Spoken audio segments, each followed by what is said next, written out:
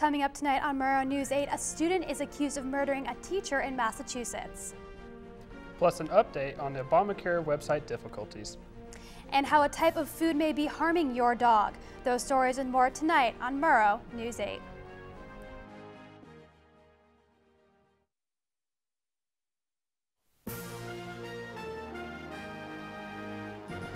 From Studio B on the campus of Washington State University, this is Pullman's only nightly newscast.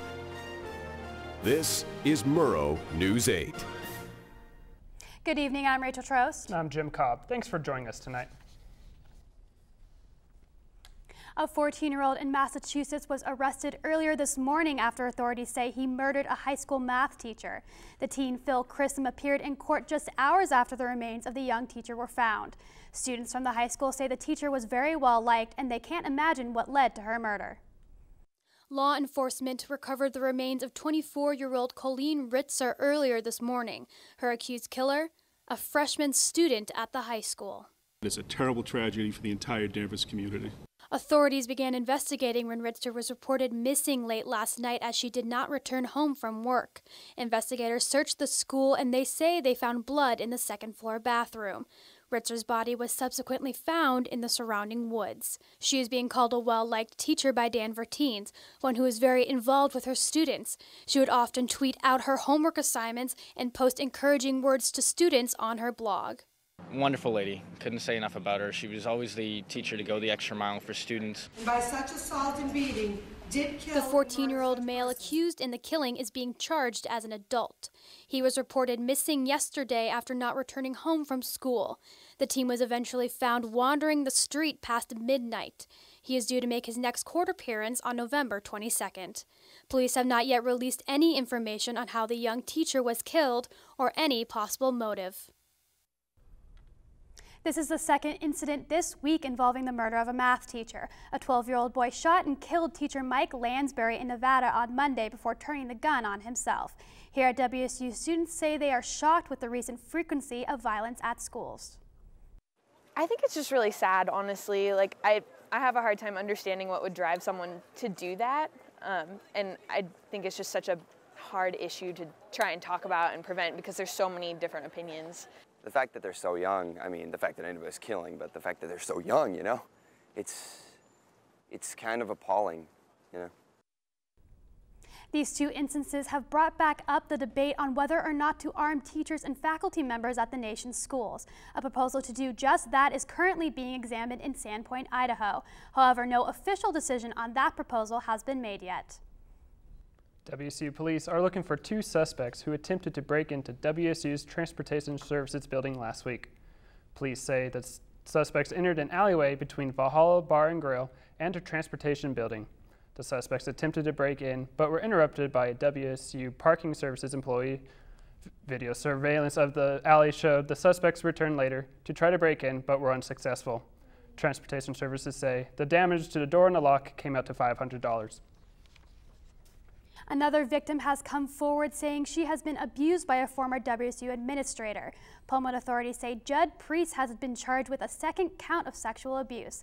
Priest was charged with first-degree child molestation in a different case earlier this summer. In that case, police say he allegedly touched a 13-year-old girl inappropriately. Priest was working as a director of alumni relations at the time of his first arrest.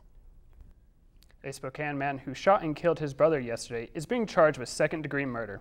Authorities say Ryan Ames called 911 after he allegedly shot his half-brother David McCarthy for trespassing. McCarthy died at the hospital.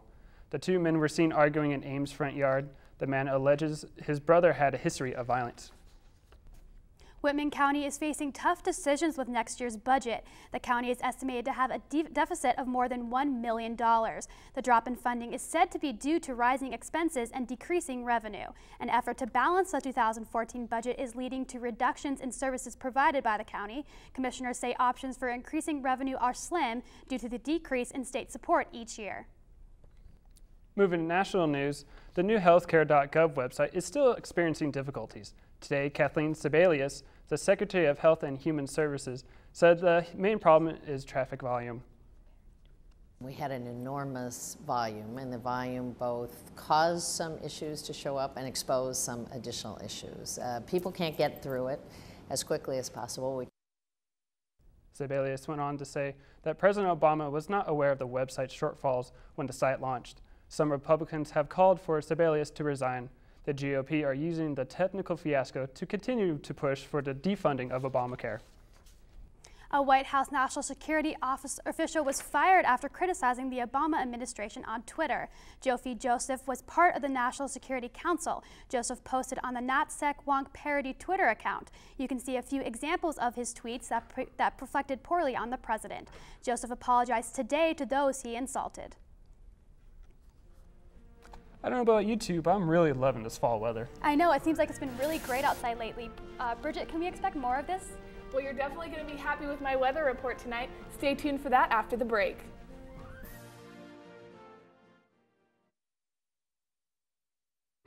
Here's your check.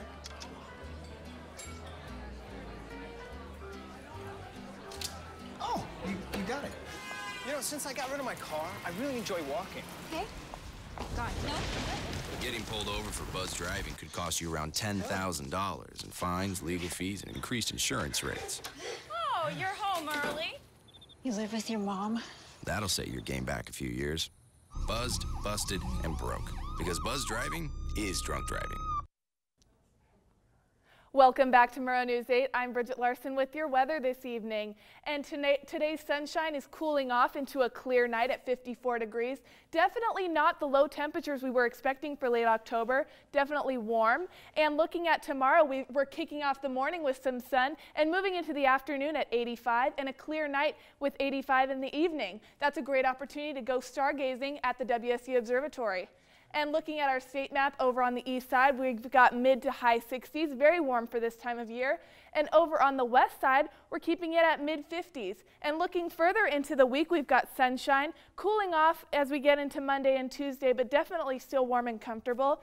And as we get into these later weeks, we're getting into cooler weather, so definitely enjoy those last days of fall. Back to you guys at the desk. Thank you, Bridget. In other weather news, it has been almost a year since Hurricane Sandy destroyed much of the northeast coast. However, there has not been a storm anywhere close to that size since then. Alex Crescenti has more. This is the damage that was left from Superstorm Sandy just 1 year ago. It was one of the worst storms in the history of the United States.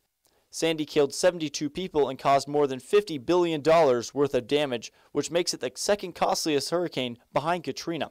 This year, it was projected that there would be 6 to 9 hurricanes and 3 to 5 major hurricanes. But there have only been a total of 2 all year. So why is there a lack of storms this year? It's a bit odd to have a lack of activity, relatively speaking, in both the Pacific and the Atlantic. And so many people think there may be some type of atmospheric mode like the El Nino or the Arctic Oscillation. Some of our methods for projecting seasonal forecasts may not handle those very well. There are still 6 weeks left in hurricane season and plenty of time for hurricanes to develop. Currently, Hurricane Raymond is pounding Mexico's Pacific coast with heavy rains and winds up to 120 miles per hour. The storm is predicted to move out westward and out into the Pacific Ocean. Raymond made it to a Category 3 hurricane, making it the first major hurricane of the year. But it may not be the last. For Murrow News 8, I'm Alex Crescenti. The total enrollment at the University of Idaho is down this fall. There are just under 12,000 students at Idaho, down about 5% from last year's enrollment. U of I officials say the decrease is due to fewer students returning to the university. They say students graduating sooner as a result of changes in credit hours needing to graduate has also played a factor. The City of Palouse has been selected by Vista Utilities for a pilot project to replace some of the city's streetlights with LED lights. Palouse is one of 6 cities in Washington to be a part of the demonstration project, and funding will come from the Washington Transportation Improvement Board. The LED light installation will begin later this month. The FDA is asking pet owners to help them solve a mysterious illness that has caused the death of hundreds of pets. Murrow News reporter Timothy Pham is in the newsroom tonight with more. Timothy? Well, Rachel, they are calling this a mysterious illness because they don't know what's causing it. What they do know is this is one of the largest pet illness outbreaks they've ever seen. The product in question is jerky treats. The agency says nearly 600 pets have died and close to 4,000 have reported sick after eating jerky tenders made of chicken, duck, and even dried fruit. Take a look at some of the symptoms: decreased appetite, decreased activity, vomiting, dehydration, frequent urination, and even diarrhea. The treats could even cause kidney failure. Nestle, Canyon Creek, and Del Monte have already volunteered to recall their jerky products. And if your pets ate any of these jerky treats and has these symptoms, you need to see your vet right away. And now, Rachel, I did call the Alpine Animal Hospital in Pullman and the Moscow Animal Hospital, and both clinics said that no cases have been reported here in the Palouse. Back to you in the studio. Timothy Tham reporting live from our newsroom tonight. Thank you, Timothy. Coming up, Alex Crescenti will have your sports report. Alex, what do you have on tap? It's a great day in sports. We got the World Series Game 1 tonight, and the NBA Finals will look a little bit different next season. Stay tuned.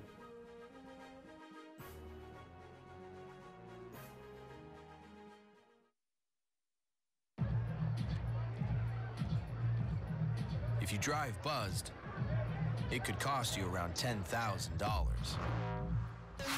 You'll face major legal fees, major fines, and steep insurance penalties. You could lose everything. Buzzed, busted, and broke, because buzz driving is drunk driving. Welcome back. I'm Alex Crescenti with your sports report. 9 years ago, the St. Louis Cardinals and Boston Red Sox played in the World Series. Boston swept the Cardinals in 4 games, giving the franchise its first title in 86 years. Tonight's matchup is a rematch of the series, but this time there are many new faces on both sides. Getting the call for St. Louis tonight is Adam Wainwright going up against Red Sox pitcher John Lester. And the regular season for the NBA is just a week away, and there's already some big news coming out. Today, the league approved unanimously to change the format of the finals to a 2-2-1-1-1 format. Previously, the finals were played in the 2-3-2 format. League Commissioner David Stern says it was easy to sell and will help add competitive balance. And moving to the gridiron, the Minnesota Vikings quarterback situation has been far from stable this season. Today didn't get any better. Starting QB Josh Freeman is undergoing tests for concussion-like symptoms that may result in Christian Ponder returning to the helm for the Vikes against the Green Bay Packers on Sunday night. And that's all we have for sports tonight. After the break, find out which one WSU chemist has discovered that could change the way doctors treat prostate cancer. Stay tuned.